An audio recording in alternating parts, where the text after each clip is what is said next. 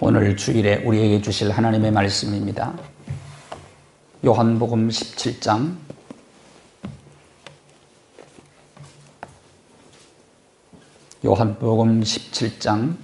11절부터 17절까지의 말씀입니다.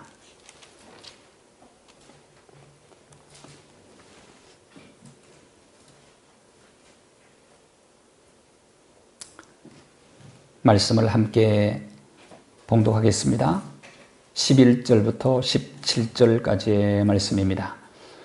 나는 세상에 더 있지 아니하오나 그들은 세상에 있사옵고 나는 아버지께로 가옵나니 거룩하신 아버지여 내게 주신 아버지의 이름으로 그들을 보전하사 우리와 같이 그들도 하나가 되게 하옵소서. 내가 그들과 함께 있을 때에 내게 주신 아버지의 이름으로 그들을 보전하고 지키었나이다. 그 중에 하나도 멸망하지 않고 다만 멸망의 자식뿐이오니 이는 성경을 응하게 함이니이다. 지금 내가 아버지께로 가오니 내가 세상에서 이 말을 하옵는 것은 그들로 내 기쁨을 그들 안에 충만히 가지게 하려 함이니이다. 내가 아버지의 말씀을 그들에게 주었사오매 세상이 그들을 미워하였사오니 이는 내가 세상에 속하지 아니함 같이 그들도 세상에 속하지 아니함으로 인함이니이다. 내가 비옵는 것은 그들을 세상에서 데려가시기를 위함이 아니요 다만 악에 빠지지 않게 보전하시기를 위함이니이다. 내가 세상에 속하지 아니함 같이 그들도 세상에 속하지 아니하였사옵나이다. 그들을 진리로 거룩하게 하옵소서. 아버지의 말씀은 진리니이다. 아멘. 지난 12일에 네덜란드 최대의 꽃시장에서 튤립이 0원에 팔렸어요.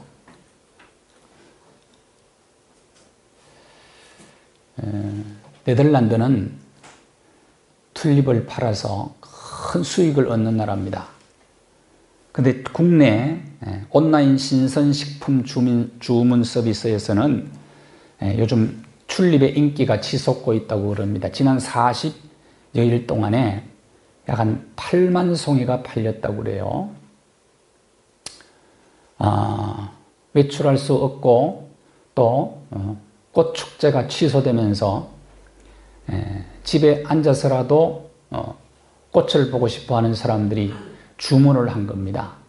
그래서 품종별로 2,800원에서 3,000원까지 한 송이 판매가 되었다고 그래요.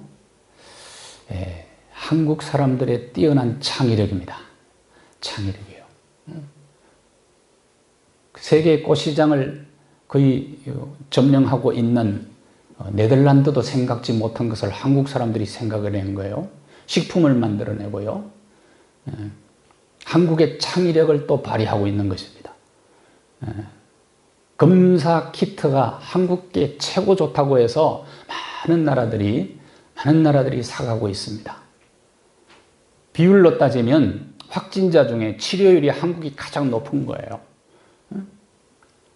잘 막아내고 있다고 칭찬하고 있고요. 이런 와중에서도요, 투표율이 가장 높았어요.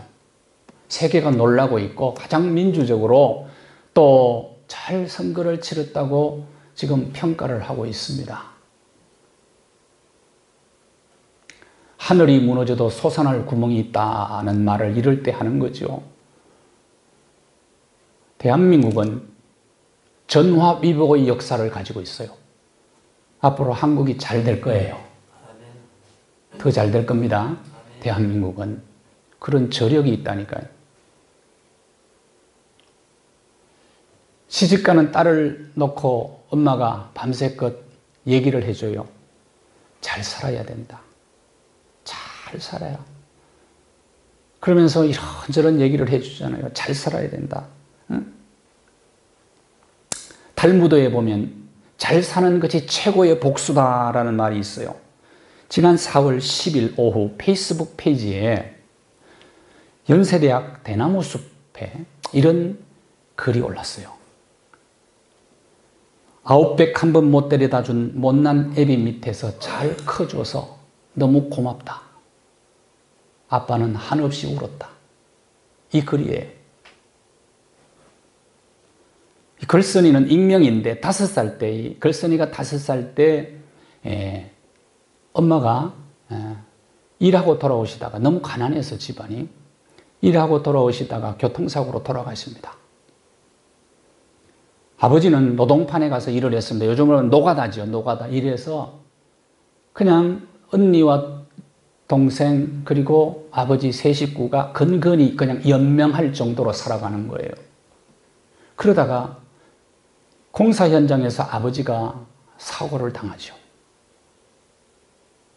근근히 연명해가는 이 가정에 절망적 사건입니다. 그래서 모든 것을 포기해야 되는 상황에 이르렀습니다. 그때요, 이 글쓴이는 모든 걸 내려놓으려고 생각을 했어요. 그런데 언니가 동생 손을 붙잡고 힘내라. 내가 돈을 벌든지 얻어온든지 할 테니까 네가 한번 공부를 열심히 한번 해봐. 개천에서 용 한번 나보자. 그의 힘을 얻고 열심히 공부를 하면 돼요. 그래서 그의 수능 만점 가까이 맞았어요. 연세대 의대 들어가게 됩니다. 합격한 이후에 언니와 아버지와 함께 아웃백에 갔어요. 아웃백에. 처음으로, 태어난 지 처음으로 아웃백에 갔어요. 글을 이렇게 썼어요. 고기를 먹는 언니와 나를 보고 아빠는 또 한 번 울었다. 이 글을 보고 내치던 절이 열광을 하는 거예요. 왜 그럴까? 왜 이 글 앞에 열광할까? 13일 오후 기준으로 43,000명이 좋아요를 눌렀고요. 4,500번 이상 공유하고 이 글을 댓글이 13,000개 이상 달렸습니다. 왜 이 글 앞에 열광을 할까요, 사람들이? 성균관대학교 사회심리학 교수 구정우 교수가 이것은 한국 사람들의 개천용 이야기에 목말라 있다는 방증이다. 개천용이 뭡니까? 개천에서 용 난다는 이야기에 한국 사람들이 지금 목말라 있다는. 옛날 얘기지 그것은 오늘날은 그거 없다. 그런 거 없다. 돈을 막 투자하고 쏟아부어서 과외를 시켜야 들어가는 거지. 인류대학에 스카이대학 유명한 학과에 들어간다. 그러니까 아예 젊은이들이 포기하고 있는데 이걸 또 갈망하고 있다는 게 우리 사회가.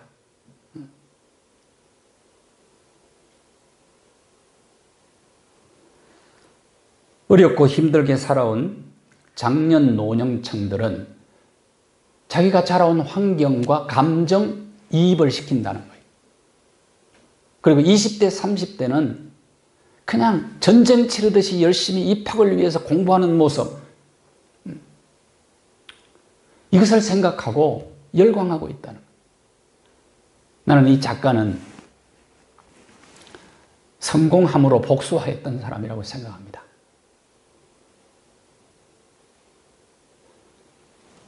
미국의 어스틴이라고 하는 사람이 늘 먹는 걸 너무 좋아해가지고 뚱뚱해. 그래서 별명이 뚱보였어요. 패트보이. 그래서 늘 놀림당하고 외톨이로.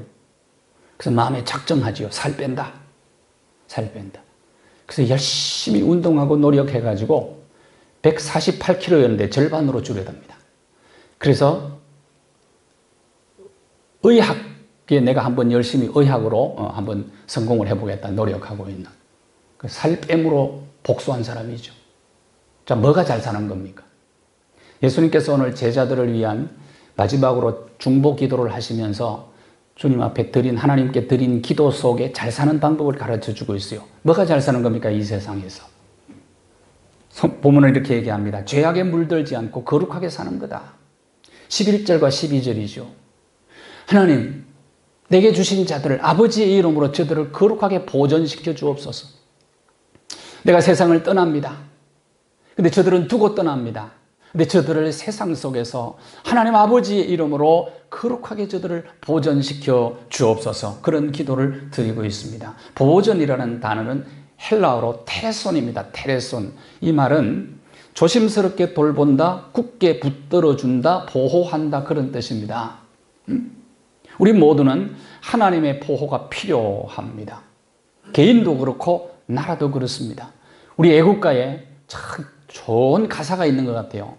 어느 나라도 찾아볼 수 없는 하나님이 보호하사 우리나라 만세.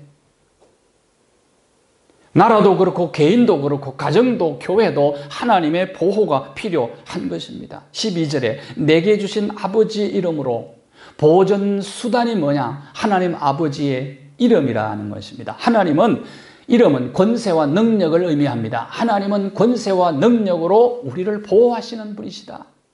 하나님, 그래서 세상으로부터 내 제자들을 두고 가는 저 제자들을 하나님 보존시켜 주옵소서.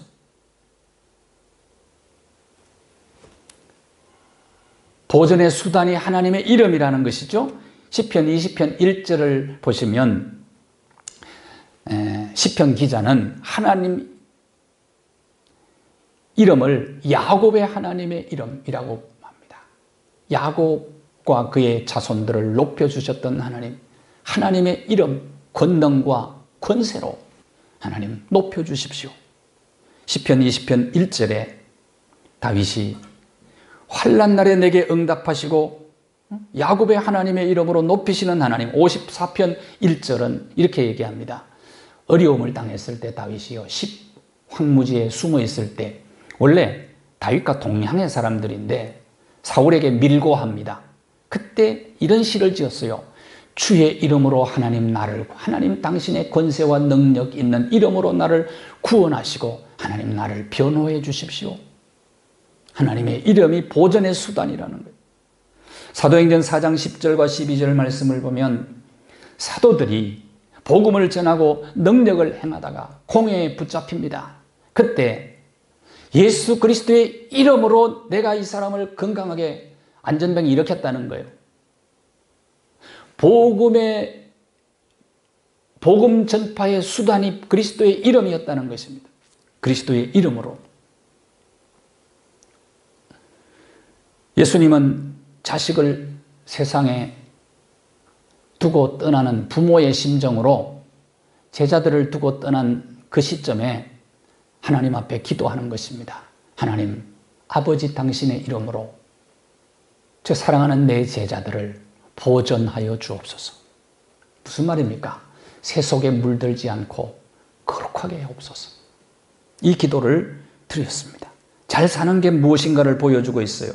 어떻게 하는 게 잘 사는 거냐? 15절 한번 보십시오. 악에 빠지지 않게 보존되는 것이에요. 악에 빠지지 않게. 주기도문에도 다만 악에서 구하옵소서라고 기도하고 있어요. 우리를 둘러싸고 있는 악의 세력은 매우 강렬합니다. 이 악의 세력에 빠지면 그 인생은 비참해지고 마는 거예요. 우리가 지금 보고 있지 않습니까? N방, 박사방 조주진과 그리고 그와 함께 손잡고 일했던 강훈이라는 아이가 고등학생이에요. 고3이에요. 미성년자가 최초로 얼굴이 공개됐어요. 공부를 잘하는 아이였어요, 학교에서. 대학에도 합격을 했어요, 지금.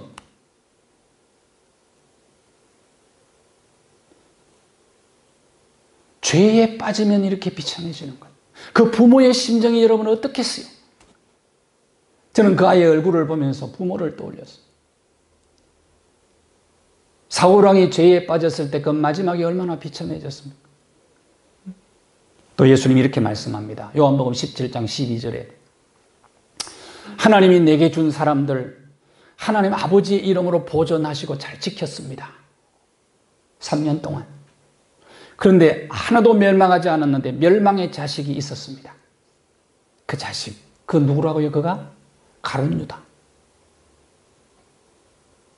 그런데 가룟 유다가 욕망의 늪에 빠지고 그래서 자의적 선택에 의해서 예수님을 팔아 넘겼는데 성경은 이것이 성경을 이루었다고 얘기를 하는 거예요. 어느 성경입니까? 어느 성경? 시편 41편 9절 말씀이에요. 내 떡을 나눠 먹던 나의 가까운 친구 가룟 유다가 나를 대적했다. 성경에 이리 예언한 거예요. 근데 가룟 유다는 욕심의 덫에 걸려서 죄악에 빠져서 예수님을 팔았는데 그것이 성경을 이루는 일이 되어버렸다고 말이에요. 죄악에 빠지면 이렇게 비참해진다는 거예요. 그래서 예수님 기도하는 것입니다. 마지막에 간절히 하나님 아버지 앞에 두고 가는 저 제자들 하나님 아버지의 이름으로 보존시켜 주옵소서. 무조건 오래 사는 것이 복일까요? 의미 없는 삶을 사는 것은 복이 아닙니다. 오래 살면서 악만 저지른다는 얼마나 끔찍한 일이겠습니까? 공부 잘하고 착했는데 부모는 속았어요. 조준이하고 강원이 부모님은 속은 거예요. 근데 공부 잘하고 악을 행하니까 이건 더 끔찍한 일이요.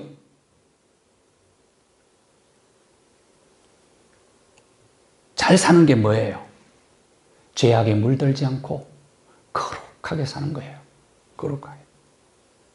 그래서 우리는 우리 자신과 우리 자녀 손들이 죄악에 빠지지 않고 거룩하게 살게 해달라고 하나님 앞에 끊임없이 기도해야 합니다. 우리 모두는 세속화되기 쉬운 연약한 존재들이기 때문입니다. 실존주의 철학자 키에르 케고르가 세속화에 대해서 비유를 들어서 이야기한 그런 스토리가 있어요. 이야기가 있습니다. 지중해 연변에 서식하던 들오리들이 여름을 나기 위해서 노르웨이를 향해서 가다가 네덜란드 상공을 지날 때에 아래를 내다보니까 집오리들이 평온하게 모이를 쪼아 먹고 있어요. 오리 한 마리가, 들오리 한 마리가 갈 길은 멀고 몸은 피곤하고 그러다가 살포시 내려앉습니다. 집오리들한테. 그래서 집오리들이 융성한 대접을 해줍니다. 그러다가 갑자기 마음이, 양심이 그리껴요. 내가 이러면 안 되지. 우리 집단에 합류를 해야지 하고 날아보려고 하는데 안 돼. 그동안에 기름기가 너무 많이 끼었어요. 이듬해에 들오리들이 지나가는데 나도 합류해야지. 그런데 안 되는 거예요. 근데 세월이 지나고 몇 년이 지나다 보니까 이제는 그 양심까지도 그냥 무뎌져 버린 거예요. 무관심 속에 그 오리는 집 오리들과 함께 시궁창을 뒤지고 있었다 하는 이야기를 하고 있어요.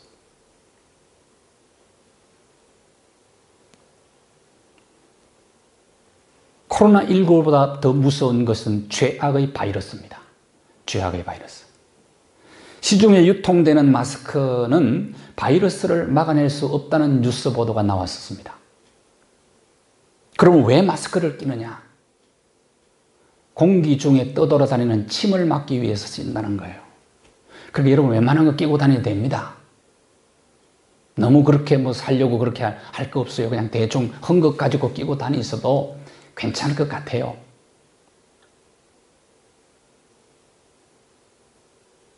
예수님은 십자가를 지시고 부활하심으로 죄와 사망과 사탄의 권세를 깨뜨리신 분입니다. 이것이 진리입니다. 우리의 영혼의 폐를 병들게 만들고 믿음의 호흡을 방해하는 그런 악한 죄의 유혹, 이런 것들이 너무 강력한 거예요. 그래서 진리 되신 예수님은 죄악 세상으로부터 우리 자신을 보존하도록 모범을 보여주시는데 예수님이 새벽마다 기도하셨어요. 그리고 살아계신 하나님 앞에 제자들을 보존시켜달라고 3년 동안 살아계실 때도 기도하시면서 모범을 보여주신 것입니다. 하나님의 말씀을 붙잡고 기도하셨어요. 이것이 진리의 마스크를 예수님도 항상 끼고 계셨던 것이죠. 지금 우리는 죄악의 바이러스를 막기 위해서는요, 영적 마스크를 끼셔야 됩니다. 그 영적 마스크가 뭘까요? 하나님 말씀 굳게 붙잡고 기도하는 것이에요. 기도. 하나님의 말씀을 즐거워하고 주야로 그 말씀을 묵상하며 기도하는 것이 영적 마스크를 끼는 것입니다. 하나님의 말씀이 우리를 악으로부터 지켜주는 거예요. 여호와의 말씀은 진리니이다. 우리 그리스도인들은 세상 속에 죄악이 관영한 세상 속에 발을 딛고 살아가지만은 죄악에 물들지 않고 세상을 변화시킬 사명을 가지고 있는 사람입니다. 죄악 많은 세상 속에 빠지지 않고 거룩하게 사는 것이 잘 사는 겁니다. 잘 사는. 그 다음 예수님은 두 번째로 어떻게 사는 게 잘 사는 거냐? 주님의 기쁨을 충만히 누리는 게 잘 사는 거다. 13절 한번 보실까요? 13절 같이 다시 읽겠습니다. 시작. 지금 내가 아버지께로 가오니 내가 세상에서 이 말을 하옵는 것은 그들로 내 기쁨을 그들 안에 충만히 가지게 하려 함이니라. 죄악에 물들지 않고 살아가는 것은 소극적 삶입니다. 이것도 하지 않고 저것도 하지 않고 이건 소극적이잖아요. 그런데 적극적으로 기뻐하며 사는 것입니다. 그것은 어떤 기쁨으로? 주님의 기쁨으로. 주님의 기쁨으로, 주님의 기쁨을 내 안에 충만히 누리며 살아가는 이것이 인생을 잘 사는 것이다. 그렇게 말씀하고 있습니다. 이것이 제자들을 위한 주님의 기도예요. 15절을 한번 보실까요? 다시. 내가 하나님 앞에 이렇게 기도하는 까닭은 저들을 세상에서 데려가기 위함이 아닙니다. 무슨 말입니까? 저들을 깨끗하게 보존하려면 예수님 가실 때 데려가면 되잖아요. 데려가는 것은 목적이 아니라는 거예요. 다만 악에 빠지지 않게 보존하시기를 원함이니이다. 여러분, 기독교는 도피주의가 아닙니다. 어려운 일이 있다고 피하는 것이 아니에요. 피하는. 그 죄악 많은 세상 속에 살면서 세속화되지 않고 자기 자신을 보존하며 거룩을 지켜나가는 것. 그런데 우리는 세속화되기 쉬운 존재거든요. 17장 16절 17절을 한번 보십시오. 내가 세상에 속하지 아니함 같이 저들도 제자들도 세상에 속하지 아니하였습니다. 17절 진리로 거룩하게 하옵소서. 하나님의 말씀은 진리입니다. 하나님의 말씀을 굳게 붙잡고 살면 세속화되지 않고 거룩을 이룰 수 있어요. 죄악에 빠지지 않은 거룩한 하나님의 백성들이 주님의 기쁨을 충만히 누릴 수가 있어요. 이것이 잘 사는 거라는 거예요. 우리 안에는 구원의 기쁨이 있습니다. 예수 그리스도를 구세주로 믿고 우리는 죄 사함을 받은 사람들이에요. 이 기쁨이 우리 안에 있는 거예요. 그런 찬송이 있지요. 내 죄 사함 받고서 예수를 안 뒤 나의 모든 것이 변했네. 지금 내가 가는 길 천국 길이요. 제 사함의 감격과 구원의 기쁨이 우리 속에 있는 거예요. 세상 사람들은 이 기쁨을 모르지 않습니까?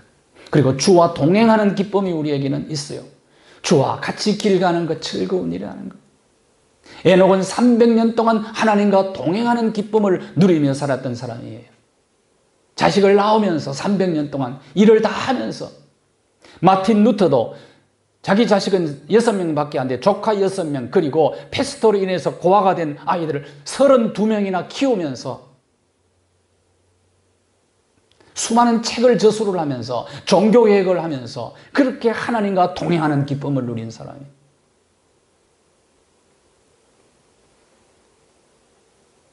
세상 사람들은 이 기쁨을 몰라요. 내 영혼이 은총 입어 주만제진 벗고보니 슬픔 많은 이 세상도 천국으로 와도다. 할렐루야 찬양하세요. 높은 산이 끝인들이 초막이나 궁궐이라. 주님과 함께 통행하는 그곳이 바로 천국이다. 이것이 주님의 기쁨이라는 거예요. 이렇게 사는 것이 잘 사는 거라는 거예요. 예수님은 어떻게 기뻐하셨어요? 누가복음 10장 21절에 성령으로 기뻐하신 분이 예수님이세요. 이게 예수님의 기쁨이에요. 성령으로 기뻐하셨다. 세상 사는 것 힘들고 어려워도 범사에 신앙적으로 긍정적으로 반응하며 살면은 그럼에도 불구하고 주님의 기쁨을 우리가 누릴 수가 있습니다. 코로나19로 힘겨운 싸움을 하고 있는 유럽과 남미, 거기에서 연일 90세 이상의 초고령자들이 확진자들이 치료되었다는 소식이 전해져 오고 있습니다. 이 소식이 가족들에게는 위로를 주고 그리고 환자들에게 큰 희망을 주고 있어요. 브라질의 꼴레또 할머니는 97세인데 완치되었고 이탈리아의 아다 자누스도는 103세 할머니예요. 뉴욕의 안나 포르투나토는 90대 할머니고 특히 최고령자가 누구냐? 네덜란드의 할머니인데 107세 할머니인데 확진자가 치료가 됐어요. 완치가 됐어요. 이들의 공통점을 얘기했더라고요. 이것이 바로 긍정 마인드를 가지고 적극적으로 긍정적으로 사는 분이었다. 근데 제가 유심히 봤어요. 뉴스를. 그런데 할아버지는 한 분도 없어요. 전부 할머니요. 왜 그러냐? 결론은 하나님의 마지막 작품이 역시 강하다. 강하다.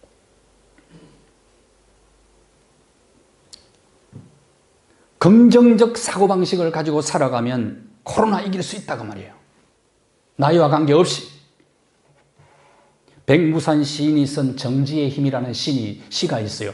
그 시의 그 마지막 구절에 이런 얘기가 있습니다. 씨앗처럼 정지하라. 꽃은 멈춤의 힘으로 피어난다.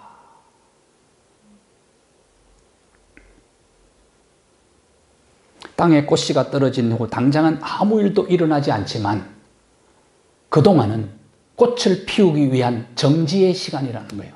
멈춤의 시간, 그것도 꼭 필요해요. 지금 뭐 일상을 잃어버렸다고 너무너무 답답해하고. 어제 호주에 친구 목사님 전화했는데 호주는 우리나라보다 훨씬 더 심하게 감시한답니다. 외출도 다 감시한대요. 외출하는 것. 쇼핑센터 가는 것 외에는 전부 감시해서 못 가게 만든다 그러더라고요. 그래서 내가 그 얘기 듣고 우리나라 좋은 나라, 우리나라 좋은 나라.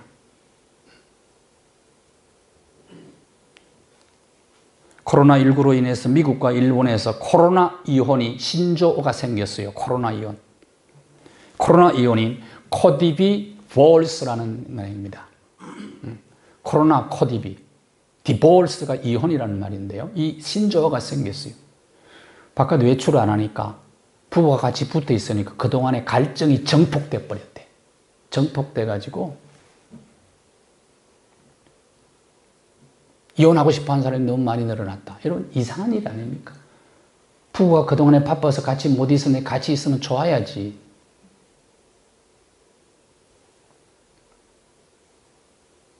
왜 이런 현상이 일어나냐? 서로 소통이 안 돼서 그렇다는 거예요. 전문가들의 얘기입니다, 이게.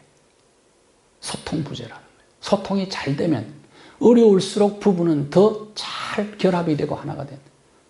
그러나 소통이 안 되면 이때 위기가 온다는 거예요. 코디비볼스.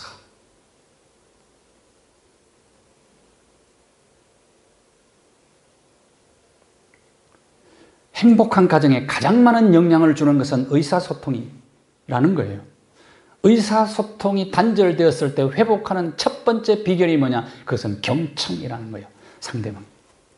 여러분, 이게 집이라는 것이 얼마나 좋습니까? 집에 머무는 순간, 요새는 재택근무를 많이 하는데, 집은요, 우리가 추억의 집이 있어요. 과거에 우리가 어릴 때 살던, 어릴 때 자라던 곳. 그리고 현재의 나이에 살고 있는 지금 집이 있잖아요. 그러니까 미래에 살고 싶은 꿈속의 집이 있잖아요. 집은 그런 곳이 아니겠어요? 집에 잠시 멈추고 있는 이 시간은 너무 힘들어하지 말아요. 이것은 꽃을 피우기 위해서 정지하는 시간이거든요.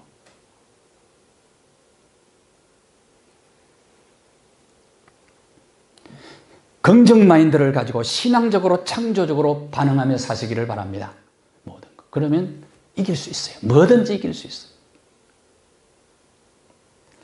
교향곡의 아버지 하이든에게 많은 제자들이 있었습니다. 그런데 하이든과 가장 오래 지냈던 제자 중에 한 사람이 질문을 던졌어요. 선생님, 작품을 많이 접하다가 나는 이상한 걸 발견을 했습니다. 그게 뭐냐고 그랬더니, 선생님, 작품 속에는 슬픔이 없어요. 하나도. 기쁨만 들어있어요. 그때 하이든이 그 얘기를 듣고 이렇게 대답을 합니다. 물론 슬픔을 표현하는 노래를 쓸 수도 있겠지. 그러나 하나님이 내 가슴을 기쁘게 하시는데 내 음악이 어찌 기쁘지 않을 수 있겠나? 하나님이 내 마음에 주신 기쁨이 내 손으로 움직여 곡을 쓰게 하는데 어찌 슬픔이 그곳에 담길 수 있겠는가? 부족한 나를 하나님이 사용하시는데 어찌 춤추지 않을 수 있겠나? 하나님이 주신 기쁨 가운데 만들어지는 나의 곡들이기 때문에 슬픔을 드러낼 틈이 없다네. 하이드는 주님의 기쁨을 충만히 누리는 사람이었습니다. 사도 바울은 빌립보 4장 4절에서 로마 감옥에서 이런 편지를 써보냅니다. 주 안에서 기뻐하라. 감옥 안에서도 주님의 기쁨으로 충만했던 사람이 바울이에요. 그래서 잘 사는 삶의 모습을 우리에게 보여준 사람입니다. 하나님과 교제하는 기쁨이 주님의 기쁨이고, 주님과 교제하면 세상에 알지 못하는 거룩한 기쁨, 이 기쁨, 주님의 기쁨을 충만히 누릴 수가 있어요. 이것이 여러분 본질적 기쁨입니다. 본질적 기쁨.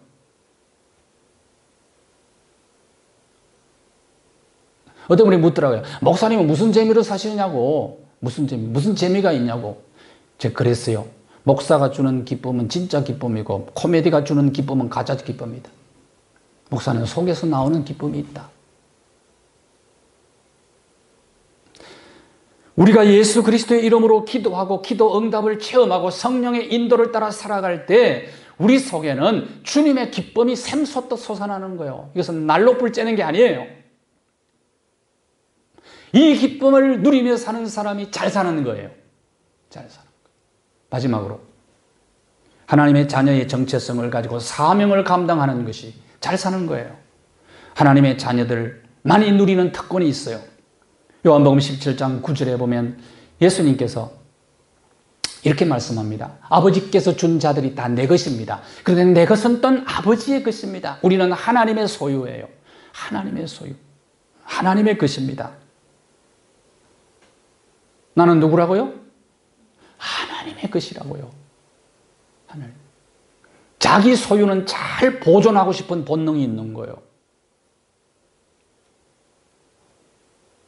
우리는 하나님의 자녀들이고 하나님의 소유라는 얘기예요. 이사야 43장 1절에 같이 읽을까요? 이사야 43장 1절입니다. 시작. 야곱아 너를 창조하신 여호와께서 지금 말씀하시느니라. 이스라엘아 너를 지으신 이가 말씀하시느니라. 너는 두려워하지 말라. 내가 너를 구속하였고 너를 지명하여 불렀나니 너는 내 것이다. 창조주 하나님이 너는 내 것이다 라고 말씀을 하는 거예요. 우리가 너는 내 것이다. You are mine. 너는 내 것이다. 우리가 찬송하죠. 나의 안에 거하라. 나는 내 하나님이라. 모든 환난 가운데 너를 지키시느니라. 두려워하지 말라. 내가 너를 도와주리니 놀라지 말라. 내가 네 손 잡아주리라. 내가 너를 지명하여 불렀나니 너는 내 것이라. 너의 하나님이라. 내가 너를 보배롭고 존귀하게 여기노라. 너를 사랑하는 네 여호와라. 하나님의 소유. 그러면 우리는 주인 되시는 하나님 앞에 어떻게 반응해야 될까요? 요한복음 1장 12절에 보면 우리는 하나님의 자녀라는 거예요. 이 정체성 잃어버리면 안 됩니다.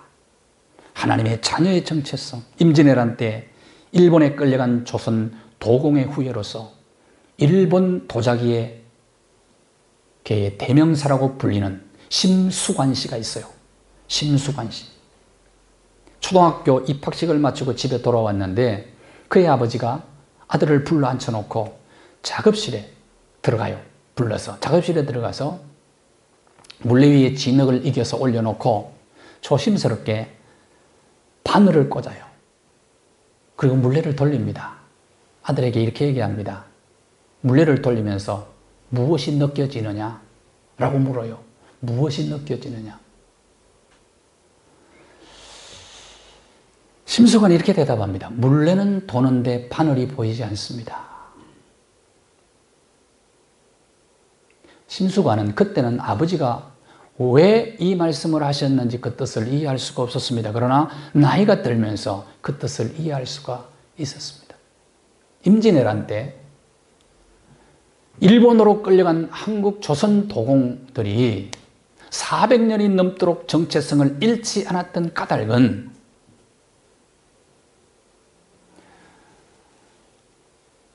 움직이지 않는 정체성이 있었다는 거예요.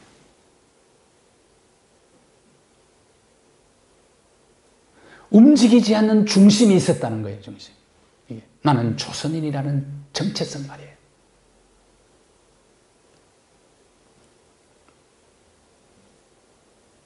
세상 속에 발을 딛고 살아가지만 우리는 하나님의 자녀의 정체성을 잃고 살아가면 안 됩니다. 정체성이 있어야 돼요. 왜냐하면 우리는 하나님의 소유이기 때문입니다.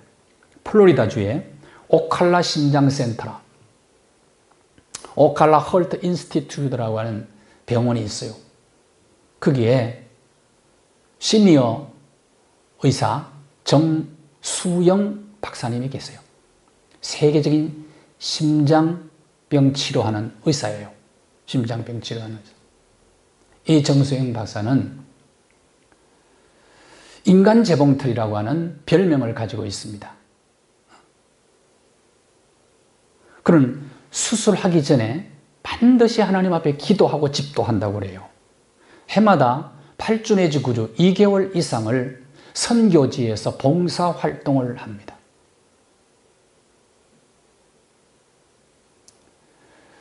그리고 이제 선교지에서 돌아오고 난 다음에는 선교지에 있는 의사들을 자기 집으로 초청해서 2, 3개월 동안을 함께 지내면서 낮으로는 의술을 가르치고 저녁으로는 들어오면 성경을 가르치며 양육하고 훈련을 하는 거예요. 다 돌아갈 때는 예수 그리스도를 구세주로 영접하고 본국으로 돌아가서 열심히 신앙으로 봉사하는 그런 일들을 한다는. 이분이 어떻게 이런 삶을 살 수가 있었느냐? 고린도전서 3장 16절에 성령께서 거하는 성전인 줄 네가 알지 못하느냐? 이 말씀을 붙잡고 그는 사는 거예요. 그래서 세상과 전혀 타협을 하지 않는 거예요. 세상적인 것을 다 거부하고 살아가시는 거예요. 그러면서 그는 이런 고백을 했어요. 하나님 한 분만이 내 삶의 모든 것이 되면 내가 품은 꿈과 이상보다 더 크고 높은 곳으로 나를 인도해 주신다. 하나님은 내가 두 손 들고 하나님께 완전히 성복할 때까지 나를 낮추시고 시험하시고 내 깊은 속을 들여다보게 하셨다. 주님을 떠나서는 소망이 없는 죄인이라는 것을 뼛속까지 깨닫게 하셨고 그로 말미암아 나를 자유케 하셨다. 나는 하나님의 거룩한 자녀로서 심장수술을 한다. 수술실은 내게 특별한 예배 장소다. 그래서 내가 선 곳은 거룩한 곳이다. 하나님께서 일하시기 때문이다. 아멘. 정수영 박사야말로 하나님의 자녀의 정체성을 잘 지키면서 사명을 감당하는 분입니다. 디모데후서 2장 22절을 보십시오. 하나님께 누가 쓰임받기에 합당한 그릇입니까? 깨끗한 그릇입니다. 그러면 모든 선한 일에 하나님이 그를 사용하시는 거죠. 누가 잘 사는 사람입니까? 어떻게 하는 것이 잘 사는 겁니까? 새 속에 물들지 않고 거룩하게 사는 거예요. 주님의 기쁨을 누리며 사는 겁니다. 하나님 말씀 붙잡고 기도하며 기도 응답을 체험하며 성령의 인도를 따라 주와 함께 동행하며 주님의 기쁨을 충만히 누리는 삶입니다. 정체성을 잃지 않고 세상 속에 발을 딛고 살아가지만 하나님의 자녀의 정체성을 지키면서 최선을 다해서 사명을 감당하는 삶입니다. 잘 살아야 돼요. 감사합니다. 죄악이 간영한 세상 한복판에 발을 딛고 우리는 살아가고 있습니다. 세속화되기 쉬운 연약한 존재들입니다. 하나님 아버지 당신의 거룩한 이름으로 세속에 물들지 않도록 주의 백성들을 보전하여 주옵소서. 거룩하게 하여 주옵소서. 말씀 붙잡고 기도하며 성령의 인도를 받으며 주와 함께 동행하면서 주님의 기쁨을 충만히 누리며 세상 속에 살면서 하나님의 자녀의 정체성을 지니고 최선을 다하여 사명을 감당하며 주인의 쓰심에 합당하게 쓰임받는 귀한 그릇들이 되게 하여 주옵소서. 예수 그리스도의 이름으로 기도하옵나이다. 아멘.